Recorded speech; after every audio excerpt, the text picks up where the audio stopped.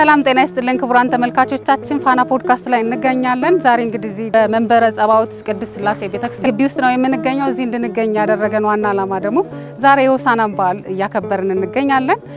ከበዓሉ ጋር በተያያዘም ስለ ሰሞነ ሕማማትና ስለ ሆሳዕና በዓል ልናወራ በኢትዮጵያ ኦርቶዶክስ ተዋሕዶ ቤተክርስቲያን መምህር ከሆኑት ዲያቆን አቤል ካሳሁን ጋር ቆይታ ልናደርግ ነው። አብራችሁን ቆዩ።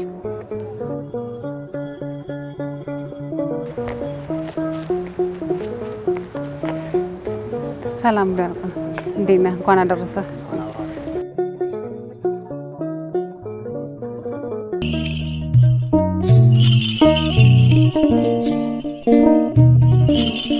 ዛሬ ያው የሆሳዕና በዓል ነው። ሆሳዕና በዓል የልጆች የህፃናት በዓል ነው ይባላል ብዙ ጊዜና እስኪ የልጅነት ትዝታህን አስታውሰኝ። ከሆሳዕና ጋር በተያያዘ እንዴት ነው ያለህ ትዝታ? በቤተክርስቲያን ያደግነው እንግዲህ ቤተክርስቲያን የሆሳዕና በዓል ሲከበር አብሮ ተያይዘው የሚደረጉ ነገሮች አሉ። ለምሳሌ ክርስቶስ በአህያ ላይ ተጭኖ ስለሆነ የሄደው ባደግንበት ሰንበት ትምህርት ቤት አህያ እንዲመጣ ይደረጋል። ከዚያ አህያ ላይ የክርስቶስ ስዕል ስዕሉ አህያ ላይ ይቀመጣል። ከዛኛ ከኋላው ነው እንዘምራለን። እንደዚህ አይነት ነገሮች ነበሩ። በጣም ደስ የሚል ጊዜ እንደሚሆን ገምታለሁ። ሆሳዕና ስንል ምን ማለታችን ነው? እንግዲህ ሆሳዕና ማለት የዕብራይስጥ ቃል ነው። ቃሉ መድኃኒት ወይም አሁን አድን እንደማለት ነው። በመዝሙርም ቅዱስ ዳዊት በመዝሙር 117 ላይ አቤቱ እባክህ አሁን አድን ብሎ የሚናገረው ቃል አለና የቃሉ ትርጉም መድኃኒት ወይም አሁን አድን ማለት ነው። እንደ ኦርቶዶክስ ተዋሕዶ ቤተክርስቲያን የሚከወኑ ክንዋኔዎች አሉ። ከዚህ ውስጥ ደግሞ አንዱ ዘንባባ ነው። ዘንባባ ይዘን የመጣነውንም ያለ ምክንያት አይደለም እና አብዛኛው ህፃናትም አዋቂዎችም ቀለበት በመስራት መስቀል ነገር በመስራት ጭንቅላታቸው ላይ በማሰርና እና እንደዛ ይከበራል። ምንድነው ሃይማኖታዊ ይዘት አለው? ምንድነው ትርጉም? በጣም ጥሩ። ስለዚህ ከመጀመሪያው ልንገርሽ የሆሳዕናው ታሪክ የተጻፈው በማቴዎስ ወንጌል ምዕራፍ 21 ላይ ነው። በእርግጥ በአራቱም ወንጌላት ላይ ተጽፎ እናገኘዋለን። በማቴዎስ ወንጌል ምዕራፍ 21 ላይ ግን ክርስቶስ ሐዋርያቱን ወደ አንዲት መንደር ስለመላኩ ማቴዎስ ይናገራልና ወደ አንዲት መንደር እንዲገቡ ያዛቸዋል። ቤተፋጌ ነበር የነበሩት ሐዋርያቱን ክርስቶስን ማለት ነው። ወደ አንዲት መንደር እንዲገቡ ያዛቸዋልና እንግዲህ ቤተፋጌ በጥንቱ በእስራኤላውያን በጣም ትንሽ ከተማ ነች። ትንሽ መንደር ነች። ከተማም ሳትሆን መንደር ነች። በእስራኤል የምትገኝ የካህናት ማረፊያ ነበረች። እንግዲህ በሰሙነኛ የሚባል አለ። አሁን በቤተክርስቲያን ለአንድ ሳምንት የሚያገለግል ካህን ብታገኝ እኔ ሰሙነኛ ነኝ ይልሻል። በዚህ ሰሙን ማገለግል ነኝ ለማለት ቃል ነው በራሱና በኦሪቱ ምንድነው በመቅደስ ውስጥ የሚያገለግሉ ሰሙነኛ ካህናቶች ነበሩ። ስለዚህ እነዛ ካህናት በመቅደስ ካገለገሉ በኋላ የሚያርፉት በቤተፋጌ ነበር። ቤተፋጌ የሰሙነኛ ካህናት ማረፊያ መንደርም ጭምር ነበረች። ለምንድን ነው የተመረጠችው? ከኢየሩሳሌም እስከ ቤተፋጌ ያለው ርቀት የ1 ማይል ርቀት ነው እና በአይሁድ በሰንበት ረጅም መንገድ መጓዝ አይቻልም እና የተመጠነ ርቀት አላቸው የሰንበት መንገድ ተብሎ በሐዋርያት ሥራ ተጽፎ እናገኛለን። ስለዚህ 1 ማይል ስለነበረ በሰንበትም ብዙ ርቀት ሳይርቁ እዛ ሄደው ማረፍ እንዲችሉ ቦታው ራሱ የካህናት መሰብሰቢያ እንደነበረ ታሪክ ስናገላብጥ እናገኛለን እና ክርስቶስ ከሐዋርያቱ ሁለቱን ወደዚያች መንደር እንዲገቡ ያዛቸዋል። እንዲሄዱ ያዘዘበት ምክንያት አህያይቱን ከውርንጫይቱ ጋር ፈተው እንዲያመጡለት ነበርና ሄዳችሁ አህያይቱን ከውርንጫይቱ ጋር ፈታችሁ አምጡልኝ፣ የሚጠይቃችሁ ለምን ብሎ የሚጠይቃችሁ ሰው ቢኖር ለጌታ ያስፈልጉታል ብላችሁ መልሱ ብሎ ሐዋርያቱን ላካቸው። ሐዋርያቱም እንደተላኩት ወደ ታዘዙበት መንደር ገብተው አህያይቱን ከውርንጫይቱ ጋር ታስረው አገኙ። ያንን ፈተው ወደ ክርስቶስ ይዘውለት መጥተዋልና ክርስቶስ በዚያች በአህያይቱ ተጭኖ ወደ ኢየሩሳሌም በግልጥ የገባበት ታሪክ ነው። ሲገባ ህዝቡ በጣም ደስተኛ ስለነበረ በእርግጥ ክርስቶስ ከኢያሪኮ ጀምሮ እየሰበከ ተአምር እያደረገ በጣም ብዙ ህዝብ እየተከተለው ወደ ኢየሩሳሌም መጥቶ ነበር። ስለዚህ ወደ ኢየሩሳሌም ሲገባ እነዚያ ክርስቶስን የተከተሉት ህዝቦች ማመስገን ክርስቶስን ማወደስ ጀመሩና በእልልታ በታላቅ ድምቀት ነው የገባው። ስለዚህ ህዝቡን ደስታውን ከገለጸበት ነገሮች መካከል አንደኛው የዘንባባ ዝንጣፊ ይዘው ነው የዘመሩት። በእስራኤላውያን ደግሞ የዘንባባ ዝንጣፊ ይዞ መዘመር ደስታ መግለጥ የነበረ ትውፊት ደስታቸው የሚገልጹበት የራሳቸው አብርሃም ለምሳሌ ልጁን ይስሐቅን ሲወልድ የዘንባባ ዝንጣፊ ይዞ እንዳመሰገነ ተጽፎ እናገኛለን። በትውፊት አለ በአይሁድ ዘንድ። ሁለተኛ እስራኤላውያን ከግብጽ ባርነትም ወጥተው ባህር ኤርትራን ሲሻገሩ እግዚአብሔርን በከበሮ ብቻ ሳይሆን የዘንባባ ዝንጣፊ ይዘው እንዳመሰገኑት የአይሁድ ትውፊት ይናገራልና ዘንባባ ከደስታ ጋር ስለሚገናኝ ክርስቶስ ወደ ከተማይቱ በግልጽ ሲገባ ደስታቸውን ሊገልጹ ደስታቸውን ለመግለጽ ይሄን ይዘው አመስግነዋል። ተምሳሌትነት ይኖረው ይሆን በቤተክርስቲያኒቱ ይሄ ነገር? አዎ በደንብ ይተረጎማል፣ በብዙ መንገድ ይተረጎማል። እንግዲህ ክርስቶስ ሐዋርያቱን አህያይቱን ከውርንጫይቱ ጋር ፈተው እንዲያመጡለት አዟቸው ነበርና በጣም የሚያስደንቅ ነው። እንግዲህ ወደ ኢየሩሳሌም አምላካችን ክርስቶስ እንግዲህ በግልጽ ነው የገባው። በቅሎ አምጡልኝ ወይ ፈረስ አምጡልኝ ማለት ይችላል ነበር፣ ግን ያዘዛቸው የነበረው አህያ እንዲያመጡለት ነው ለሐዋርያቱና የሰላም ንጉስ መሆኑን የሚያሳይ ነው። በእርግጥ ትንቢትም ነበር። በዚህ በትንቢተ ዘካርያስ ምዕራፍ 9 ቁጥር 9 ላይ የጽዮን ልጅ ሆይ ደስ ይበልሽ፣ እስራኤል ሆይ ደስ ይበልሽ፣ ንጉስሽ እነሆ ንጉስሽ ጻድቅና አዳኝ ነው፣ ትሁትም ሆኖ በአህያይቱም ውርንጫ ላይ ተጭኖ ወደ አንቺ ይመጣል የሚል ትንቢት ነበረ። ስለዚህ ያ ትንቢት ይፈጸም ዘንድ ነው ክርስቶስ ያችን አህያ እንዲያመጡለት ያዘዘው የነበረው። ከዚያ ውጪ ግን እንደው ከኛ ጋር ህይወት ጋርም አያይዘን ደሞ እንመልከተው ከተባለ አህያይቱ የኛን ህይወት የምትወክልም ጭምር ነችና ቅድም እንዳልኩሽ በፈረስ መጫን እየቻለ ክርስቶስ ወይም ሰረገላ እንዲያዘጋጁለት ማዘዝ እየቻለ የመረጠው ግን አህያውን ነበርና የትህትና ስራ ነው የሰራው በዚህ ማለት ነውና በእስራኤላውያን ታሪክ እንግዲህ ንጉስ ከመሆናቸው በፊት አህያ ይጠብቁ ይነዱ የነበሩ ሰዎች አሉ። ነገር ግን ንጉስ ከሆኑ በኋላ እነዚህ ሰዎች በበቅሎና በፈረስ ነው እንጂ ሲጓዙ የነበረው አህያ አይጠቀሙም ነበር። አው ይናቅ ነበር በደንብ እና ንጉስ ሆኖ በአህያ ላይ የተጫነው ክርስቶስ ብቻ ነውና አህያይቱን አምጡልኝ ብሎ ማዘዙ በራሱ ትህትናውን የሚያመለክት ነው። የመጣው በራሱ እኛን ለማዳን አይደል እንጂ ለማስፈራራት አይደል። ስለዚህ በፈረስ በሰራዊት ታጅቦ አይደለም ወደ ኢየሩሳሌም የገባው። አህያ ማንም የማይፈልጋት የተናቀችውን ለሸክም ብቻ የምትሆነውን አህያ ሐዋርያቱ ፈተው ይዘውለት እንዲመጡ አዟቸዋል ማለት ነው እና ክርስቶስ አህያ ላይ ለመጫን ካላፈረ አህያን ካልናቀ በእኛ ሰውነት ለማደር ደግሞ ምን ያህል ፈቃደኛ እንደሚሆን በዚህ ማየት እንችላለንና ከዛ ጋር የሚያያዝ ነው። እኛ ከዚህ ምን እንማራለን? የሆሳና ታሪክ እንግዲህ ለተናቁ ሰዎች ነው። በነገራችን ለተናቁ ብዙ ቦታ ለማይሰጣቸው ተረስተናል ብሎ ለሚያስቡ ሰዎች በጣም ትልቅ መልእክት ያለው ታሪክ ነው። እንግዲህ ክርስቶስ ከኢያሪኮ ጀምሮ ነው እንግዲህ ወደ ኢየሩሳሌም የገባው አይደል? ቤተፋጌ አድርጎ ከዛ ወደ ኢየሩሳሌም የገባው ከዛ ነው መንገዱን የጀመረውና ከኢያሪኮ ጀምሮ ያገኛቸውና ይፈውሳቸው የነበሩ አብዛኞቹ ሰዎች ብዙም ሰው የማያስታውሳቸው አንዳንዶቹ የተጠሉ ነበር በማህበረሰብና ክርስቶስ የተጠሉትን የተናቁትን ነው እየሰበሰበ ሲመጣ የምትመለከቱ። ለምሳሌ በርጤሜዎስ የሚባል አይነ ስውር ሰው ነበርና አምላካችን ክርስቶስ ከኢያሪኮ ወደ ኢየሩሳሌም ሲመለስ ካገኛቸውና ከፈወሳቸው ሰዎች መካከል አንደኛው እና በርጤሜዎስ በጣም የተናቀ ሰው ነበር።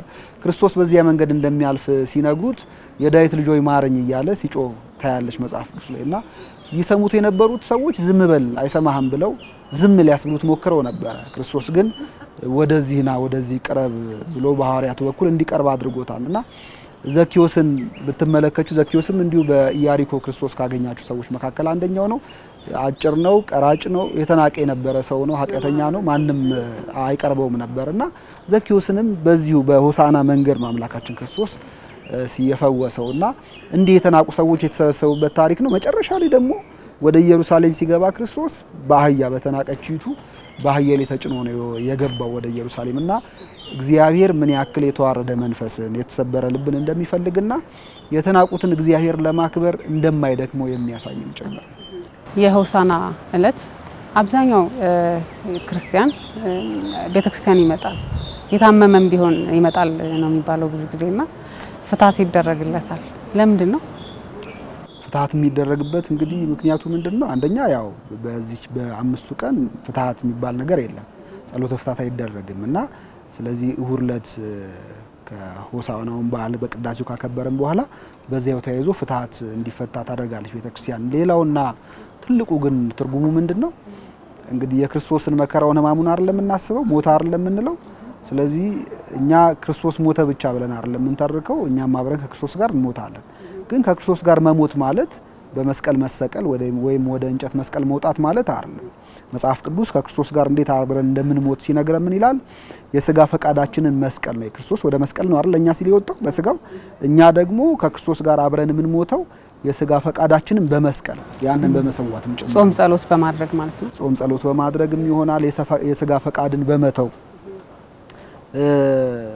ለዚህ ዓለም ፍላጎት የሞቱ በመሆን ማሳለፍ ማለት ነውና መነኮሳት በቤተክርስቲያን ሲመነኩስ አንድ ሰው ሲመነኩስ ይገነዛል ፍትሐት ይደረግለታል ምክንያቱም ለዚህ ዓለም የሞተ ስለሆነ መነኩሴ ማለት ራሱ የሞተ ማለት ነው ለዚህ ዓለም የሞተ እንደማለት ነው ስለዚህ ለዚህ ዓለም መሞቱን ለማሳየት ፍትሐት ይደረግለታልና እኛም የክርስቶስን ሕማምና ሞቱን የምናስበው ለዚህ ዓለም በመሞት ለሥጋ ፈቃድ በመሞት ስለሆነ ለሁላችንም ስለ ክርስቶስ ጋር አብረን በሥጋ የሥጋ ፈቃድን በመስቀል ለምንሞተው ለሁላችንም በዕለተ እሁድ በሆሳዕና ቀን ማለት ነው ፍትሐት ይፈጸምልናል ማለት ነው። ዲያቆን አሁን ዛሬ ያው እንደቀደመም እንዳልነው ሆሳዕና በዓል ላይ ነው የምንገኘው። ከሆሳዕና በዓል በኋላ ደግሞ ከሰኞ ጀምሮ እስከ ቅዳሜ ያሉት ቀናት ሰሞነ ሕማማት ተብለው ይታወቃሉ ማለት ነው።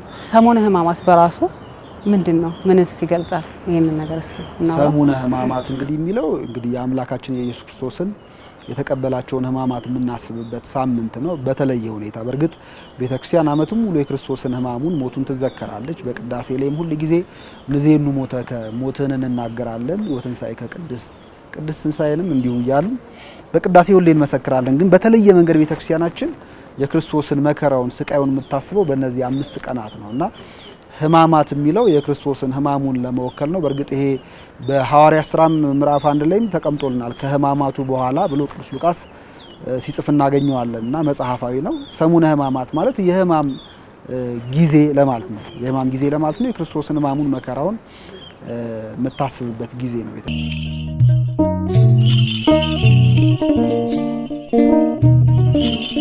እነዚህ ቀናት ያው አሁን እንዳልኳቸው ስያሜዎችም አሏቸው በየቀናቱ ደግሞ የተካሄዱ ሁነቶችም አሉ እነሱ የሚታሰቡበታልና ከሰኞ ጀምሮ እስኪ ምን ተካሄደ የሚለውን ነገር እንግዲህ እነዚህ ከሰኞ ጀምሮ ያለው ታሪክ ብትመለከቱ ክርስቶስ ወደ መስቀሉ ያደረገውን ጉዞ የሚያመለክት ነው እንግዲህ አስቀድሞ ለሐዋርያቱ የሰው ልጅ ወደ ኢየሩሳሌም ይወርዳል በካህናት አለቆችና በጻፎች እጅ ተላልፎ ይሰጣል መከራ ይቀበላል ይሞታል በሶስተኛው ቀን ይነሳል ይያለ ለሐዋርያቱ ይነግራቸው ነበርና ክርስቶስ ወደ ኢየሩሳሌም የሚወርደው መከራ ለመቀበል ለመሞት እንደሆነ ይታወቃል ስለዚህ ወደ በሆሳዕና በዓል ክርስቶስ በግልጽ ወደ ቤተ መቅደስ ወይም መቅደስ ወደ ታነጸበት ወደ ኢየሩሳሌም የገባበት ታሪክ ማለት የሕማማቱ ታሪክ የሚጀምርበት ማለት ነውና የፋሲካ በዓል ቀርቦ ስለነበር በጣም ብዙ ሰዎች ወደ ኢየሩሳሌም እየመጡ ነበር እንግዲህ ፋሲካ አይሁድ ተሰብስበው ከሚያከብሯቸው የሕዝብ በዓላት መካከል አንደኛው ስለዚህ በተለያየ ስፍራ የሚገኙ አይሁድ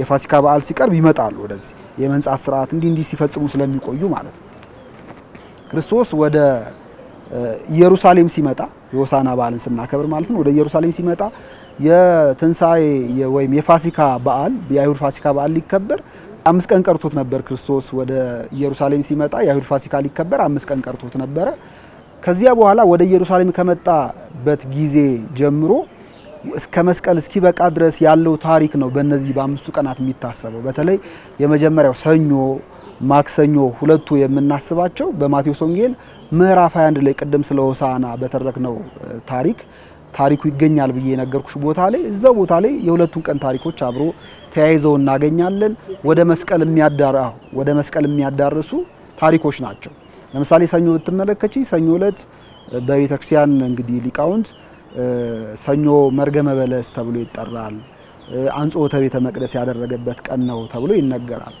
አምላካችን ክርስቶስ በእለተ ሰኞ እንግዲህ ምን አደረገ ልክ የሆሳዕናው ታሪክ ከተፈጸመ በኋላ የሆኑ ሁለት ነገሮች እንዳሉ በማቴዎስ ወንጌል ምዕራፍ 21 ላይ ተቀምጦልናል የመጀመሪያው ነገር ምንድነው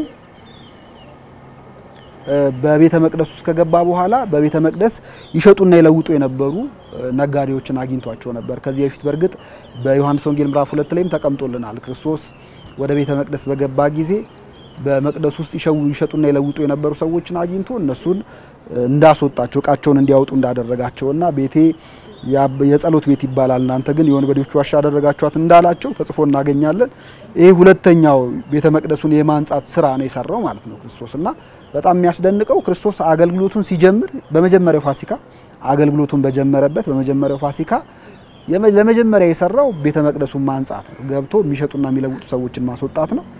በስተመጨረሻውም ደግሞ ልክ አገልግሎቱን ሊጨርስ የሚሞትበት ጊዜ በተቃረበበት የመጨረሻው አራተኛው ፋሲካ ላይም ክርስቶስ ወደ ቤተ መቅደስ ገብቶ በመቅደስ ውስጥ ይሸጡና ይለውጡ የነበሩ ሰዎችን ሲያስወጣ ነው የምንመለከተውና የክርስቶስ የመጀመሪያውም የመጨረሻውም ስራው ቤተ መቅደሱን ማንጻት ነውና ይሄን የሚያሳይ ነው። ስለዚህ አንጾተ ቤተ መቅደስ የሚለው በቤተ መቅደስ ውስጥ ይሸጡ ይለውጡ የነበሩ አይሁድን ዳግመኛ ያገኘበትና እንደገና ደግሞ እቃቸውን የሚሸጡትን እንዲያወጡ ያደረገበት ታሪክ የተፈጸመበት ነው። ለዚያ አንጾተ ቤተ መቅደስ የሚባለው ሰኞ እሱ ታሪክ ይታሰባል። ከዚያ በተጨማሪ መርገመ በለስም ተብሎ ይጠራል። በለስን የረገመበት ነው።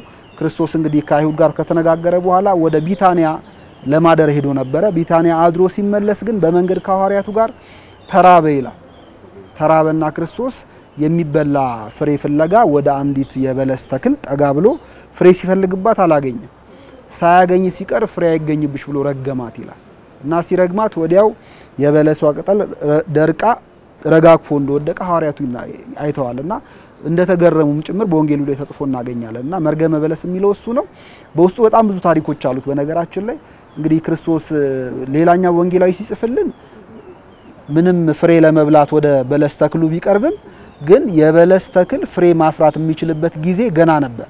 ጊዜው አልደረሰም ነበርና ጊዜዋ ገና ያልደረሰን በለስ ነው ሄዶ ክርስቶስ ፍሬ ፈለገባት የነበረው። ስለዚህ ጉዳዩ ከበለስ ፍሬ ጋር የሚያያዝ አይደለም ማለት ነውና ክርስቶስ በእርግጥም ርቦትም አይደለም፣ ምክንያቱም ጠዋት ነው ገና እና ሌላ ምስጢር እንዳለው ዮሐንስ አፈወርቅ ይነግረናል።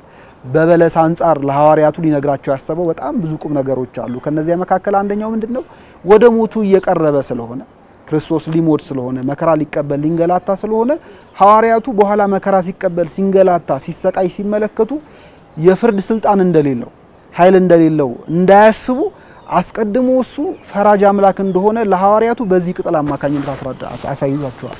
ማለት ወደ ቅጠሉ አቀረበ፣ ፍሬ ፈለገ፣ ፍሬ ሳያገኝባት ሲቀር ፍሬ አይገኝብሽ ብሎ ሲረግማት ወዲያው ቃሉን ተከትሎ ቅጠሎቹ ደርቀው እንደረገፉ ተጽፎ እናገኛለንና ክርስቶስ የሚፈርድ አምላክም ጭምር እንደሆነ ለሐዋርያቱ በዚህ ቅጠል ምሳሌ አስረድቷቸዋል። በጣም የሚገርመው በአራቱም ወንጌላት ላይ ስታነቢ ክርስቶስ በነበረባቸው ባገለገለባቸው ጊዜያቶች አንድም ቦታ ላይ ተቆጥቶ ሰውን ሲቀስፍ ወይ አይኑን ሲያውር ወይ ሽባ ሲያደርግ አትመለከቹምና በጣም እጅግ የሚያስደንቅ ነገር ነው ይሄ። ምክንያቱም ሐዋርያቱ ወደ አገልግሎት ከገቡ በኋላ ለምሳሌ ቅዱስ ጴጥሮስን ብትመለከቹ አገልግሎት ከጀመሩ በኋላ ልክ በማህበር መኖር ሲጀምሩ ሁሉም ያላቸውን ሀብት ንብረት እየሸጡ ከሐዋርያት እግር ስር ያስቀምጡ ነበር ገንዘቡን እያመጡና ሐናንያና ሰጲራ የሚባሉ ሁለት ሰዎች ግን ገንዘባቸውን ከፍለው ግማሹን ራሳቸው ጋር አስቀይረተው የቀረውን ይዘው መጡና ይሄ ነው ያለን ብለው አስቀምጠው ነበር።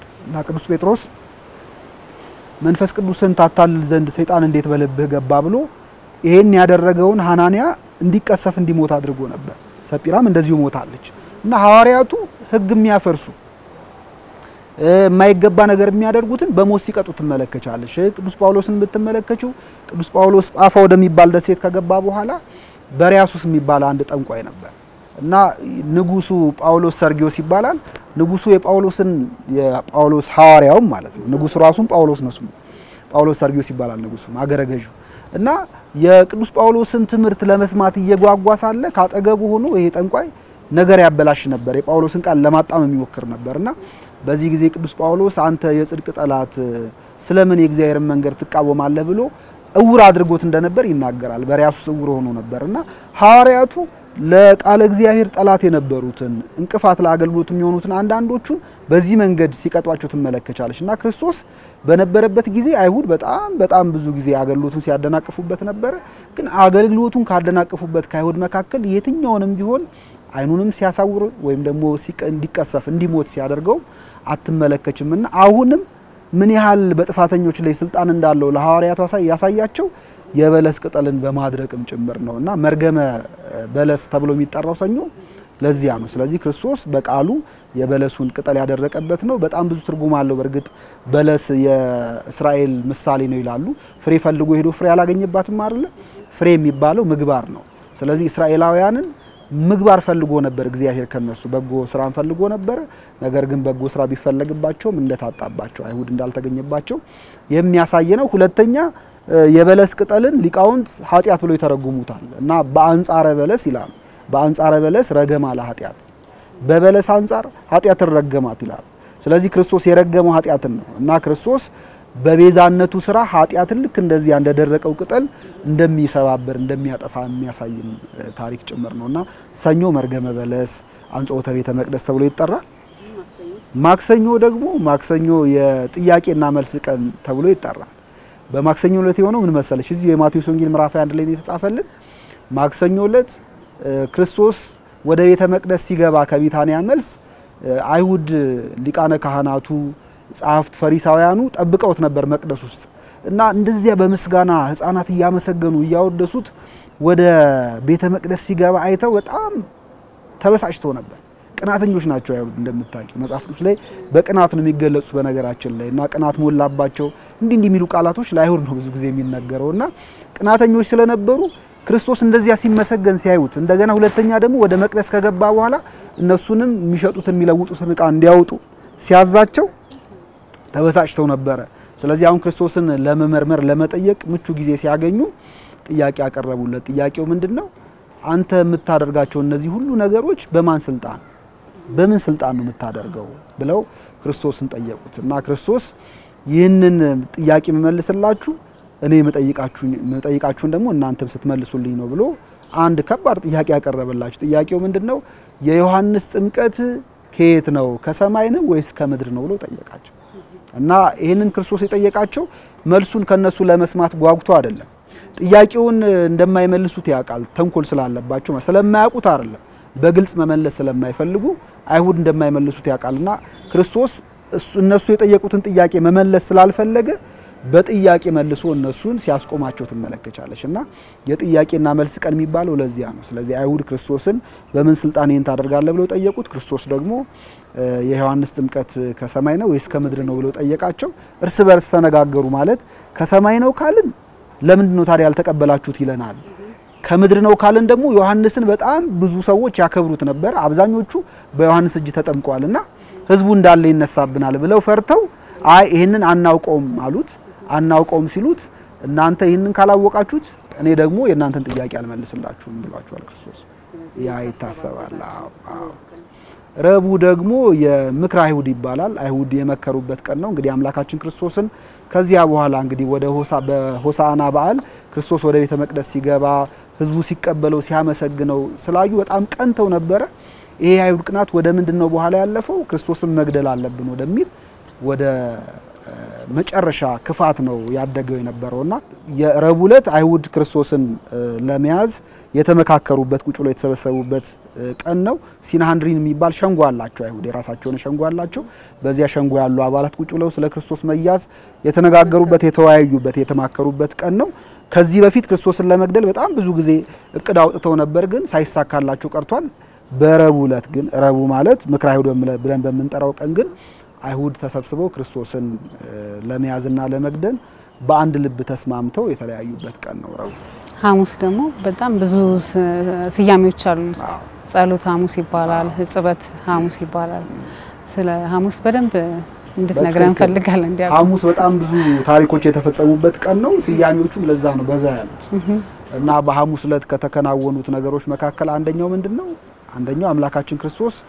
የሐዋርያቱን እግር ያጠበበት ቀን ነው ህጽበተ እግር የፈጸመበት ቀን ነው ህጽበተ እግር የሚባለው ለዚያ ነው ወይም ሐዋርያቱ እግራቸውን የታጠቡበት ቀን ተብሎ ይጠራል ሐሙስ ክርስቶስ እንግዲህ በዚህ ምድር ሲመጣ የሰራቸው ስራዎች ሁሉ የትህትና ስራዎች ናቸው ቅድምም ስንል እንደነበረውና ከሰራቸው ከትህትና ስራዎች መካከል አንደኛው የተማሪዎቹን የሐዋርያቱን እግር ለማጠብ ማጎንበሱ ነው ልክ እንደ ባሪያ ታጥቆ አጎንብሶ ነው የተማሪዎቹን እግር ያጠበውና በእስራኤላውያን እንግዲህ የኑሮ ስርዓት እግር የሚያጥብ በቤት ውስጥ ያለ አገልጋይ ባሪያ ነበር በወቅቱ ማለት ነውና ክርስቶስ እኛን ለማዳን ሲመጣ አገልግሉኝ ብሎ ያቀም አንድ ቀን እሱ ራሱ እንደተናገረው በዚሁ በማቴዎስ ወንጌል ላይ የሰው ልጅ ሌሎችን ሊያገለግል ስለብዙዎችም ነፍሱን ቤዛ አድርጎ ሊሰጥ መጣ እንጂ ሌሎች እንዲያገለግሉት አይደለም ይላልና ክርስቶስ ሲመጣ በአገልጋይነት መንፈስ ነበር ይመላለስ የነበረውና አሁንም ሐዋርያቱን ሰብስቦ እግራቸውን ሊያጥብ መታጠቂያውን የታጠቀበት እና ውሃ በኒኬል አድርጎ አቅርቦ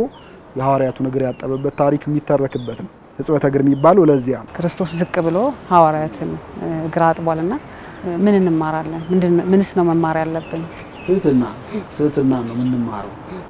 ማለት ራሱ ክርስቶስ ምን አለ? እናንተ እኔን መምህር ትሉኛላችሁ፣ እውነት ነው መምህራችሁ ነኝ እና ነገር ግን ደግሞ እኔ ያደረኩትን እናንተም ደግሞ እርስ በርሳችሁ እንዲሁ አድርጉ ብሎ ለሐዋርያቱ ትህትናን ያስተማረበት ዕለት ነውና አምላክ ሆኖ ሳለ ዝቅ ብሎ የአገልጋዮቹን የተማሪዎቹን የሐዋርያትን እግር ዝቅ ብሎ ካጠበ እኛ የሌሎች ወንድሞቻችንና እህቶቻችን እግር በማጠብ የምናጣው ምንም አይነት ክብር የለም። እሱ አምላክ ሆኖ ሳለ ነው የፍጡራኑን እግር ቁጭ ብሎ ለማጠብ የሞከረውና እኛ የወንድማችን እህታችን እግር ነው የምናጠውና ከክርስቶስ እንዲህ ያለውን በጣም የሚያስደንቅ ትህትና እንማራለን። አምላክ ምን ያክልም ቅርብ እንደሆነ የሚያሳይም ጭምር ነው። አየሽ አምላካችን ሩቅ አይደለም። ዝም ብለን በሰማይ የምትኖር አይደለም የምንለው። በችግራችን ጊዜ ከኛ ጋር የሚቀርብ አስፈላጊ ከሆነ እግራችንን ሁሉ የሚያጥብ አምላክ ነው ያለንና ቅዱስ ዳዊት ምን ይላል? እግዚአብሔር በአልጋ ሕመም ሳለ ይረዳዋል አልጋውንም ያነጥፍለታል ይላልና የክርስቲያኖች አምላክ ሩቅ ሆኖ እንደው በቃ ለምኑኝ እኔ በሰማይ ሆኜ የምትሉትን ነገር ነው ማደርግላችሁ የሚለው ብቻ ሳይሆን በችግራችን ጊዜ እግራችንን የሚያጥብ አልጋችንን የሚያነጥፍ አይነት አምላክ ነው ያለንና እሱን የሚያሳይ ነው። ከጽበቱ በተጨማሪ ሌሎችም አሉ። እንግዲህ መጀመሪያ ይሄን አደረገ ክርስቶስ። በዚህ መንገድ እግራቸውን ካጠባቸው በኋላ ሐዋርያቱን ቀጥሎ ያደረገው ምንድነው?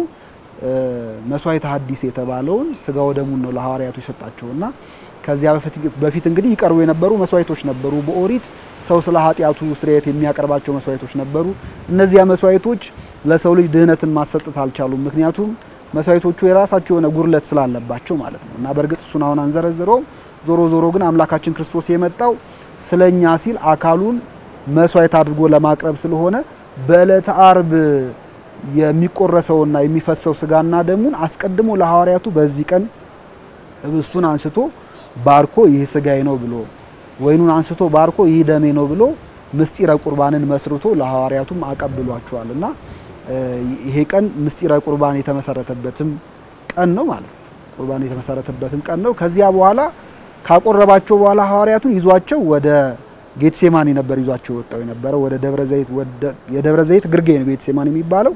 ወደዛ ይዟቸው ነው የወጣው። ወደዛ የወጡት ለምስጋና ነው እና አረንጓዴው ሐሙስ ተብሎ የሚጠራበት ምክንያት ለዚያ ነው። ክርስቶስ ከዚህ ምስጢር መመስረት በኋላ ወደ ጌትሴማኒ ሐዋርያቱ ይዟቸው ስለሄደ ማለት ነው።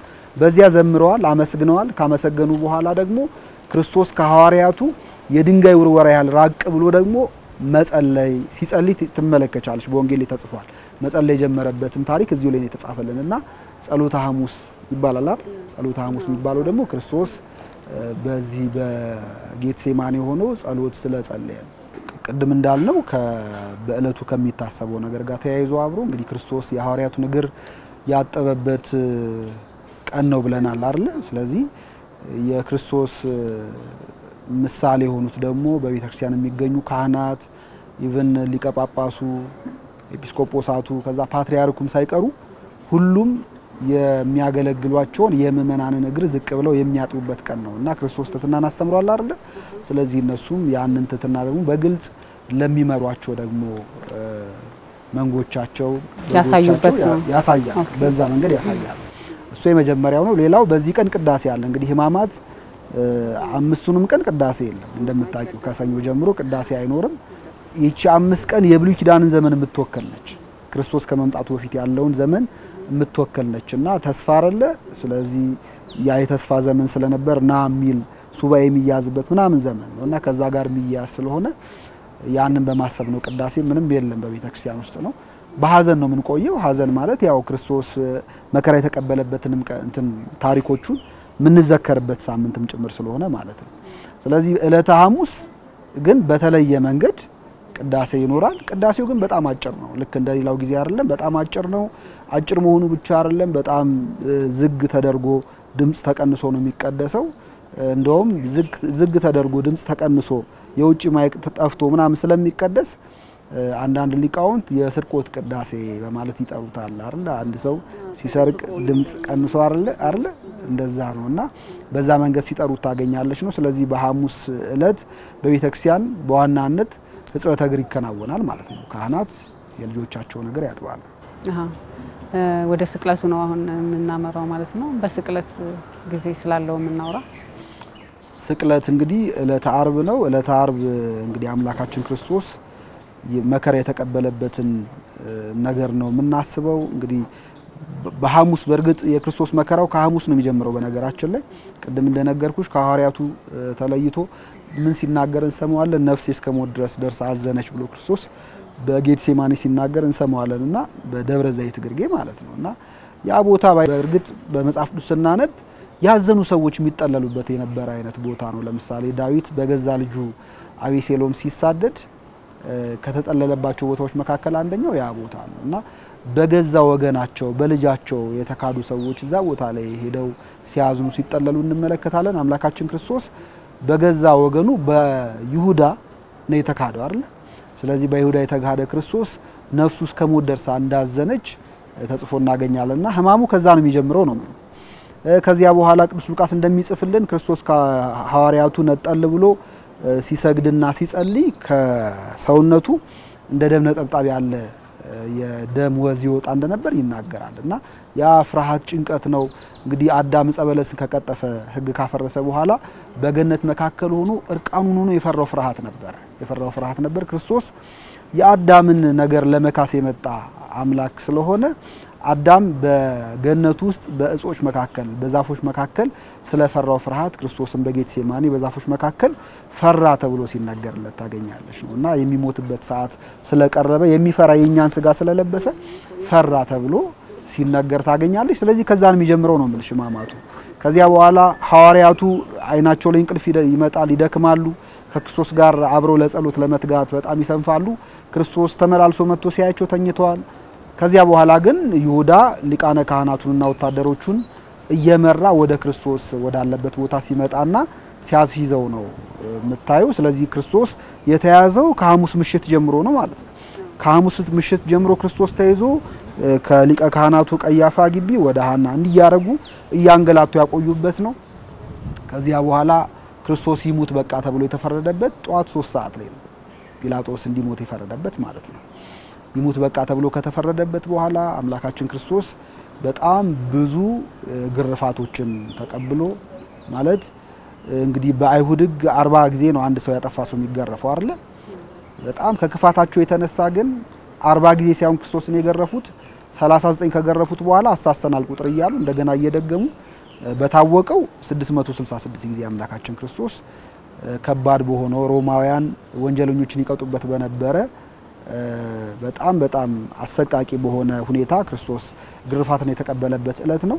ከዚያ ከገረፉት በኋላ ደግሞ መስቀሉን አሸክመው ወደ ቀራንዮ ነው የወሰዱት ክርስቶስን። በቀራንዮ አምላካችን ክርስቶስ ስለሁላችን ኃጢያት ሲል በመስቀል ላይ ተቸንክሮ ዕለቱን ተሰቅሏል ማለት ነው። 6 ሰዓት ላይ ወደ መስቀል የወጣበት ነው አምላካችን ክርስቶስ። ከቀኑ 9 ሰዓት ደግሞ የቅድስት ነፍሱን ከቅዱስ ስጋው የለየበት ነው። 11 ሰዓት ላይ ደግሞ ከመስቀል ላይ አውርደው ወደ መቃብር አስገብተውታል ዮሴፍና ኒቆዲሞስ። ከዚያ በኋላ እንግዲህ ቀዳሚት ሱር ተብላ ነው የምትጠራው። ቀዳሚት ሱር ትባላለች። ቀዳሚት ሱር የምትባልበት በጣም ብዙ ምክንያቶች አሉ። እንግዲህ ሱር ማለት አንደኛ የተሻረች ማለት ነው። ሁለተኛ ለምለም የሚል ትርጉምም አለው።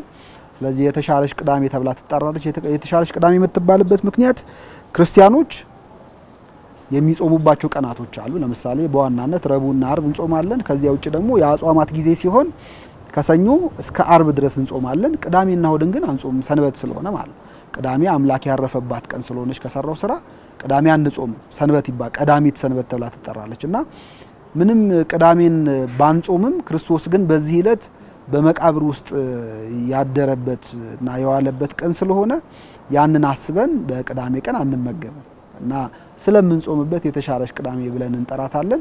ሁለተኛ ግን ለምለም ቅዳሜ ተብላ ትጠራለች። በቅዳሜ ዕለት የሚከናወኑ የቤተክርስቲያን ሥርዓቶች አሉ። ከነዚያ መካከል ለምሳሌ አንደኛው ካህናቱ ቄጤማ አለ። ሜቢ እንግዲህ አንቺ ማስተውለሽ ይሆናል። በየቤት እየዞሩ ይሰጣሉ አይደል? ገብረ ሰላመ በመስቀሉ ትንሳኤው አጋሃደ እያሉ ይሰጣሉ ካህናቱ።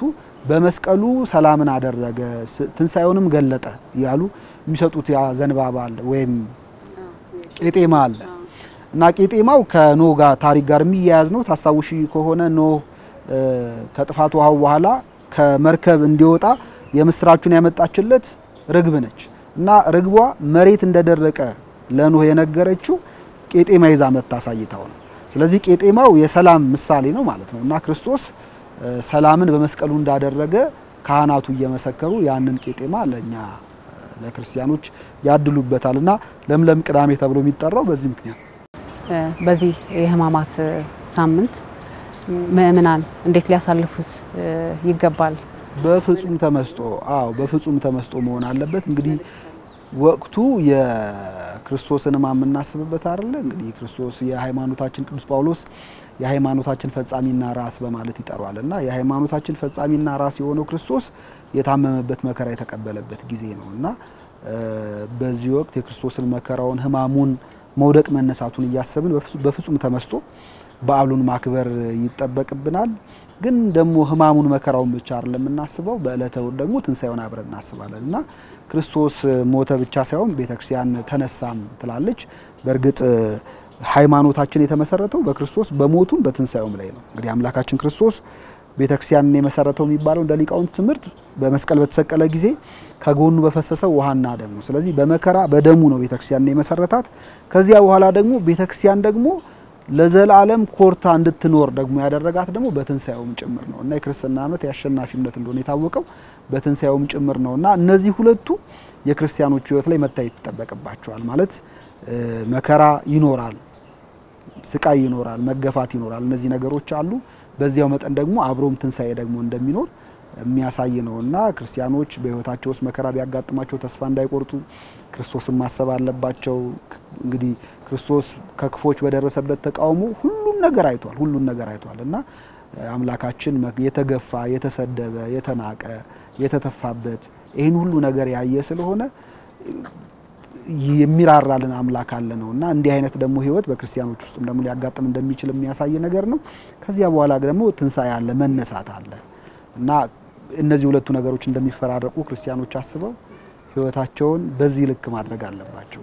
በኢትዮጵያ ኦርቶዶክስ ተዋሕዶ ቤተክርስቲያን መምህር የሆኑት ዲያቆን አቤል ካሳሁን ስለነበረን ቆይታ በጣም እናመሰግናለን። በጣም ጥሩ ቆይታ ነበረን። ስለ ሆሳናና ሰሙነ ሕማማት ሰፊ ቆይታ አድርገናል። ስለነበረን ጊዜ በጣም አመሰግናለሁ።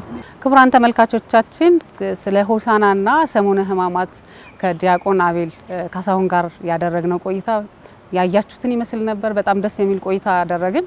እስከ ዝግጅታችን ፍጻሜ ድረስ ስለተከታተላችሁ እናመሰግናለን። ሰላም።